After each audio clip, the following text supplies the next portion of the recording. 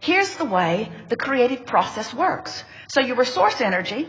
Part of you came forth into this body. You're mixing it up with others, and you are sending constant rockets of desire forward. Forward, where the source within you is taking them. Now, do you understand that everything that exists around you is an extension or an expanded version of a previous vibration? Everything is vibration first before it becomes thought form or before it takes form. So even this world that you see spinning in its orbit was at one time only a concept, a vibrational concept. And here you are now, full-fledged human beings with all of your physical beingness, interpreting vibrationally this time-space reality. Everything that you know around you as the real physical stuff is just an extension of thought. So everything that is coming in your future is now already fulfilled vibrationally in what we are calling your vibrational reality. We've been calling it your vibrational escrow, your vibrational reality. Now, there are a lot of people scoffing, oh, vibrational reality. We say, you must not scoff at vibrational reality because all reality came from vibrational reality. And it comes fast if you will allow it. You are on the leading edge. The manifestation time between the inception of thought and the lining up with it is seconds in many cases. You are on the brink of instant manifestation in many cases for this reason. You are not new to creation. You are long-time creators. And you have set a lot into motion even before you came into this physical body. You had a vibrational escrow brewing before your feet even hit the ground here. And now, with the last conversation you had with someone, with the last thing you watched on television, with the last book you read, with the last movie you went to, with the last thought you thought, you have been contributing to this vibrational escrow, and it is brewing. No, it is swirling. It is a gigantic vortex of attraction. Now, we want to call your attention. You've been hearing about law of attraction, but few are even coming close to understanding the power of law of attraction. This is the law that creates worlds. So here is this swirling energy. How did it get there? You put some of it there before you were even born. You've been putting it there every day of your physical experience. So here is this vortex of becoming. Feel it. This vortex of becoming, this vibration, this pure vibration of all the things that you want, all the amended details that you've been asking for. Here it is swirling, swirling, swirling, swirling, and law of attraction is summoning all, hear this, all cooperative parts to it. What do we mean? Cooperative parts meaning things of a vibrational match. So, you didn't have a lover, you asked for a lover. You had a lover with no money, you asked for a lover with more money. You had a lover who didn't like you very much, you asked for a lover who really likes you. You had a lover who didn't share your values, you asked for a lover who shared your values. In other words, you've been building this escrow, and this escrow is vibrationally vivid and real and attracting. So, here is your request on all kinds of subjects. And there, as your request is pulsing, because it's being tended, no, it's being known, no, it's being bead by the source within you, and law of attraction, powerful law that creates worlds, is amassing all cooperative places, people, events, things, all things necessary to fulfill what you've been asking for are being drawn by this powerful vortex of attraction.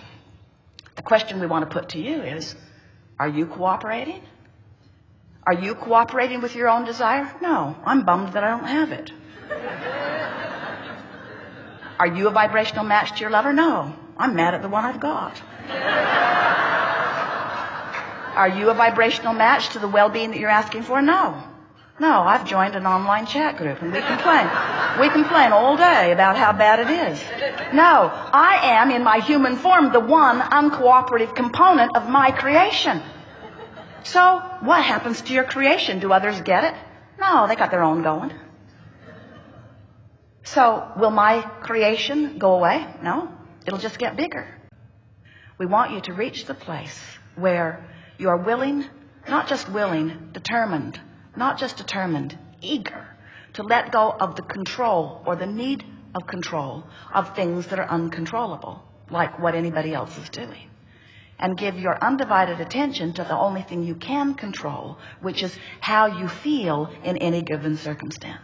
In other words, we want you to leave this gathering saying, I've decided that I'm going to take life as it comes, and I'm going to do the best that I can do in the midst of what I'm doing. Nothing ever goes wrong, because every piece of contrast, no matter how wrong it seems to be, is always helping you to clarify what it is you do want. And that's the thing that we want you to remember most of all. The contrast, no matter how it looks in any moment, is contributing mightily to your expansion. And the thing that you call things going wrong in your life experience are actually only the distance between the things that are so right and your current perspective about it.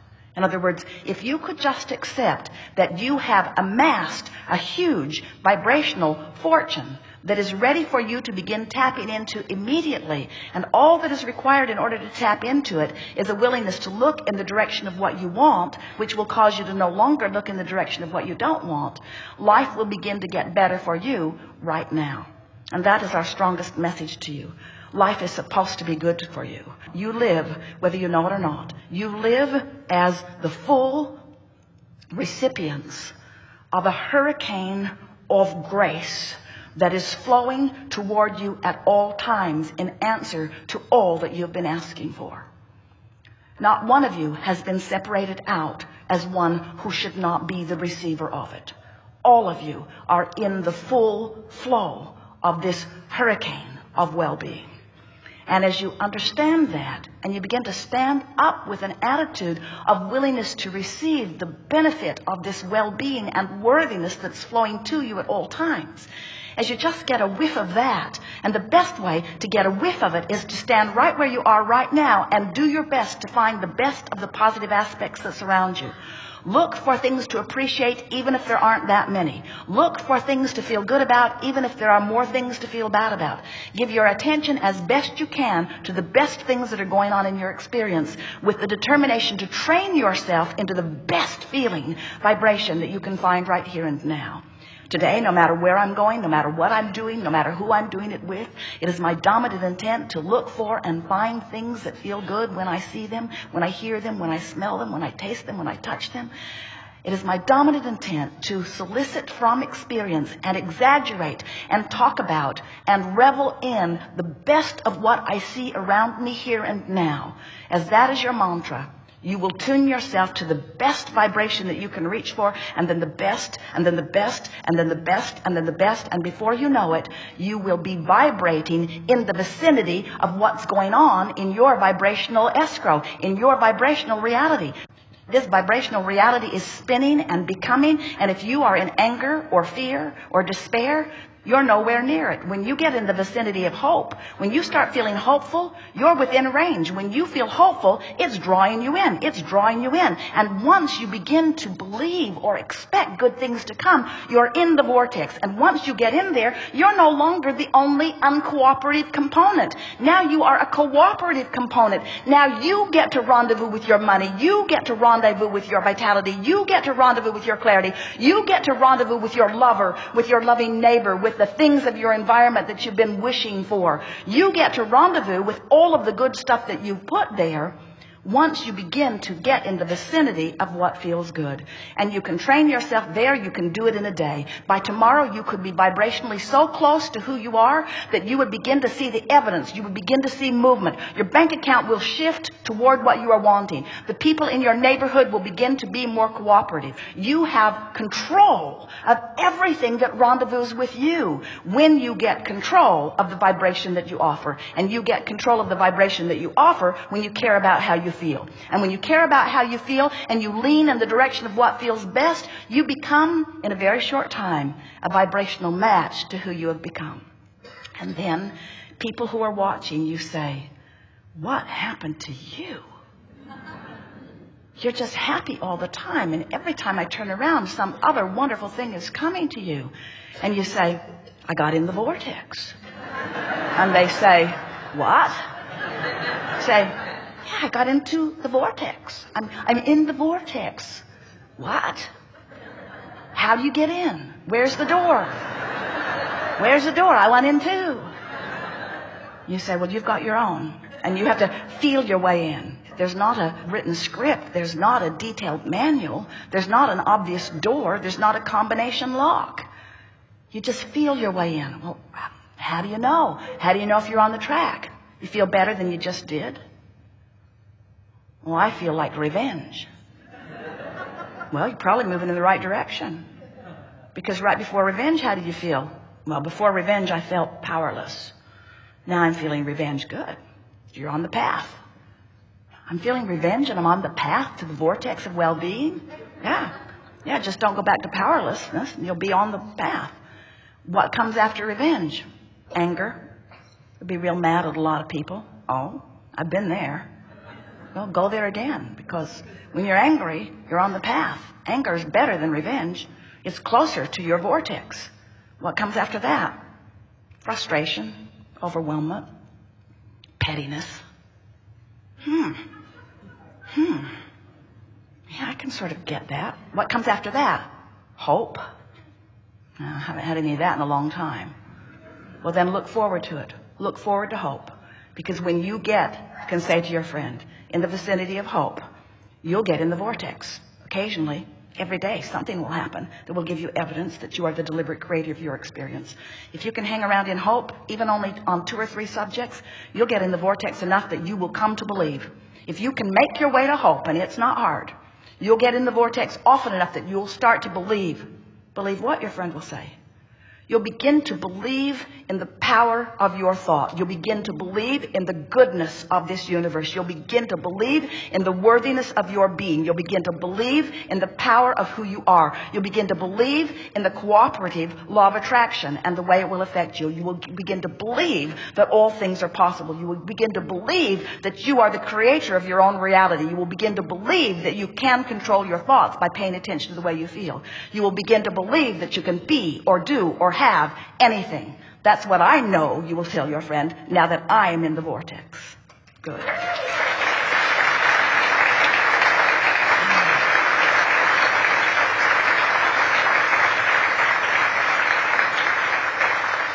And what is the vortex? It's just the vibrational, advanced announcement of who you have become. And all the cooperative parts of the universe have already been gathered there. They're there waiting for you.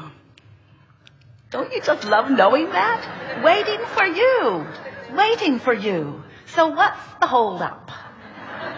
I don't like this, and I don't like this, and I don't like this, and I don't like this.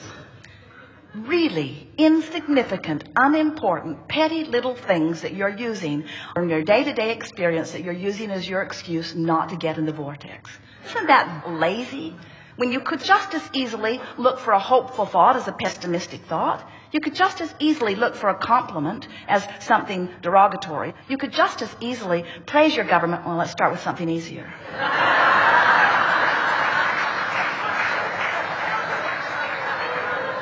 You could just as easily look for a reason to feel good as a reason to feel bad. You could just as easily turn your television off as turn